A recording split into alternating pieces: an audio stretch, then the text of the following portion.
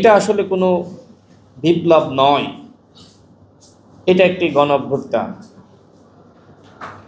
আমরা যে যার মতন করে আসলে বয়ান সৃষ্টি করি।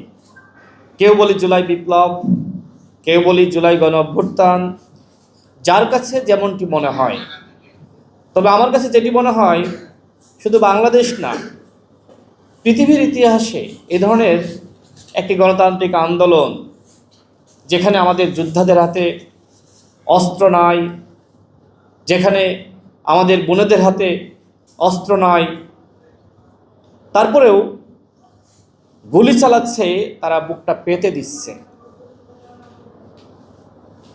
বুকের ভিতর ভীষণ ঝড়, বুক পেতেছি গুলি কর। আমরা যদি ওই সময় আসলে পাল্টা প্রতিরোধ করতে চাইতাম, তাহলে আমাদের অস্ত্র লাগতো।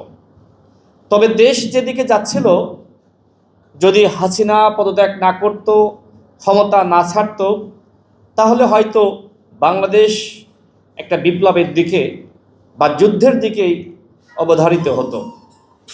যাই হোক, আমাদের সেনাবাহিনীর কর্মকর্তারা, বিশেষ করে জুনিয়র লেভেলে যারা আছে, আমি শিওর না, বাট শুনেছি সবার কাছ থেকে, তারা হাসিনাকে আর সমর্থন দিতে চায়নি।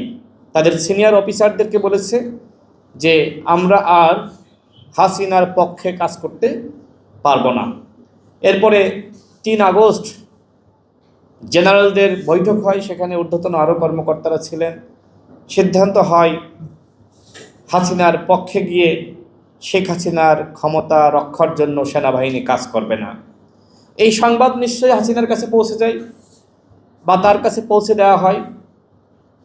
তার মানে আমাদের যে জুলাই বিপ্লব বা জুলাই গণঅভ্যুত্থান, এই গণঅভ্যুত্থানের অন্যতম পার্ট সেনাবাহিনী। বাংলাদেশের একমাত্র স্মার্ট সিটি বসুন্ধরা এখন আরো নিরাপদ, আধুনিকতায় আরো এক ধাপ এগিয়ে।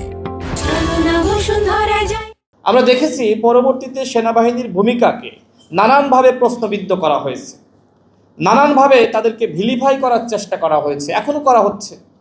কারা এগুলো করছে, কি কারণে করছে, সেইগুলো কি আপনারা সাবেক সেনা কর্মকর্তা তারা ভাবেন কখনো কখনো এই বিষয়ে বক্তব্য দিয়েছেন?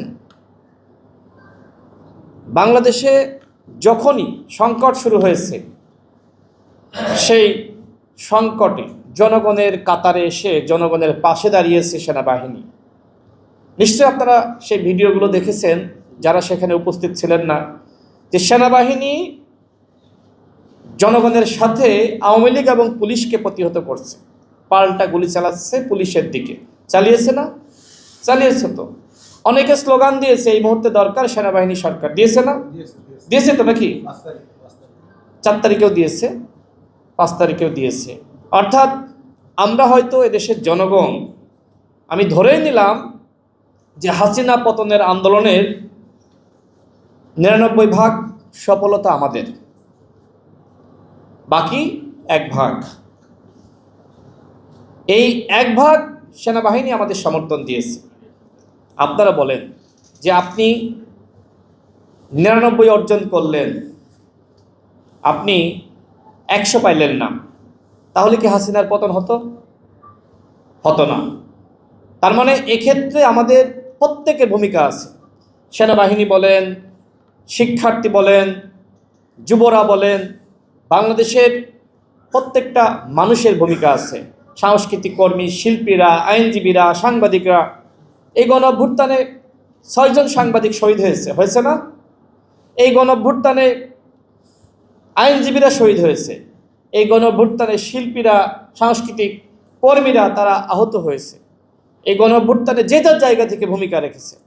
কিন্তু সেই সবার যে ভূমিকা, সেইটাকে অবমূল্যায়ন করা হয়েছে। আমরা আমাদের দল গণ অধিকার পরিষদের পক্ষ থেকে দাবি জানিয়েছিলাম যে বিপ্লবের পরে বা অভ্যুত্থানের পরে যদি আপনারা জাতীয় সরকার গঠন না করেন, তাহলে এই পরিস্থিতি সামাল দিতে পারবেন না। কিন্তু আমাদের সকলের প্রিয় ডক্টর মোহাম্মদ ইউনূস স্যার, তিনি সেই দাবি রাখলেন না। তিনি রাখলেন ওই ছাত্রদের দাবি। ছাত্ররা তাকে প্রস্তাব দিয়েছে প্রধান উপদেষ্টা হওয়ার, তিনি আর কারোর সাথে আলোচনা করার প্রয়োজন মনে করলেন না। ছাত্ররা একটি তালিকা তার হাতে ধরিয়ে দিল। তিনি কিছুটা পরিবর্তন, সংযোজন, বিয়োজন করে তিনি একটি উপদেষ্টা পরিষদ গঠন করলেন। এই 1 বছর উপদেষ্টা পরিষদের অর্জন কতটুকু? সরকার তার সফলতার 12টি বিষয় আমাদের সামনে হাজির করেছে সরকারের প্রেস সচিবের মাধ্যমে। কিন্তু এই যে সরকারের শতটা ব্যর্থতা রয়েছে, এই ব্যর্থতাগুলো আসলে আমাদের সামনে হাজির করেনি। আমরা যখন এই সরকার গঠিত হলো, সরকারের উপদেষ্টাদের দপ্তরে আমরা গিয়েছি, আমাদের দলের পক্ষ থেকে আমরা কতগুলো দাবি জানিয়েছি। আমরা সেই সময় তাদের মুখ থেকেই শুনেছিলাম যে প্রতি মাসে একবার করে সম্পদের হিসাব দিবে, কিন্তু এই 12 মাসে একদিনের হিসাবও তারা দেয়নি, কোনো মাসের হিসাব দেয়নি। আজকে একজন সচিবের বক্তব্য শুনলাম, তিনি বলছেন তার কাছে স্পষ্ট তথ্য রয়েছে 8 জন উপদেষ্টার দুর্নীতির তথ্য। আমি জানি না কতটুকু সত্য কতটুকু মিথ্যা, তবে ইতিমধ্যে আমরা দেখেছি একজন উপদেষ্টার APS এর দুর্নীতি এবং আরেকজন উপদেষ্টার 2 জন পিওর দুর্নীতি।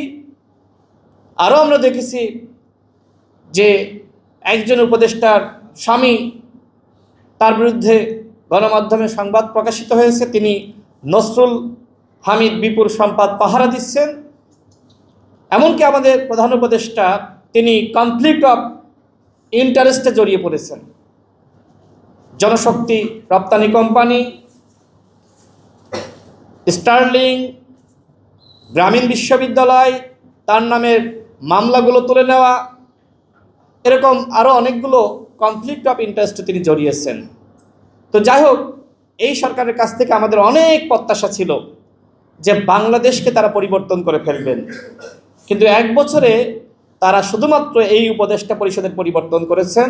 তাদের আত্মীয় স্বজনের ভাগ্যের পরিবর্তন হয়েছে, কিন্তু আমার আপনার কোনো পরিবর্তন হয়নি। এইটা আসলে গণ অভ্যুত্থানের চেতনা হতে পারে না।